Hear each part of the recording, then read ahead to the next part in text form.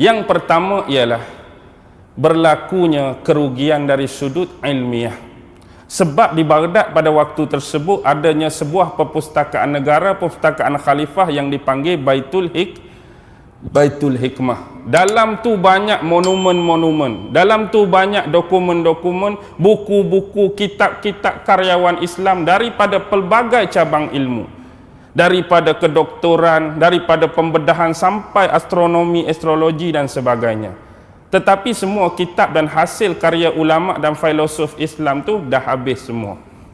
Mereka tak bakat, tapi mereka buat macam mana? Mereka baling satu demi satu di dalam sungai Tigris. Sebab itulah orang hak masih hidup dan sempat hidup waktu tu memang nampak air sungai Tigris hak biru tu jadi apa?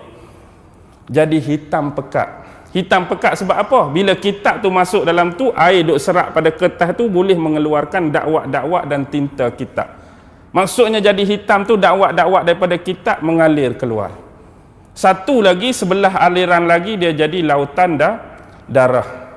Sebab dibunuh baling dalam tu, dibunuh baling dalam tu, dibunuh baling dalam tu. Bayangkan antara 400,000 hingga 1 juta orang, darah yang mengalir, sungai pun boleh jadi merah.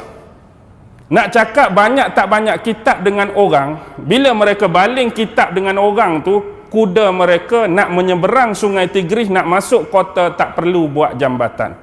Maksudnya dengan kitab hak dibaling, dengan orang dibaling, kuda tu naik tu tak tenggelam. Boleh bayang banyak dia tak? Banyaknya orang, banyaknya kitab, kuda menyeberang tu atas orang dengan kitab tak tenggelam. Maksudnya hasil karya kita memang jenuh. Tapi yang sayangnya ulama-ulama yang hidup pada waktu tersebut kena mati. Filosof-filosof iaitu ahli falsafah Islam kena mati.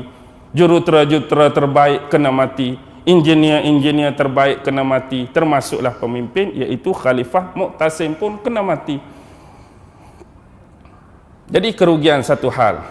Yang kedua ialah selain daripada perpustakaan, mereka roboh dan hancurkan, mereka bakar semua masjid-masjid yang ada di kota Baghdad.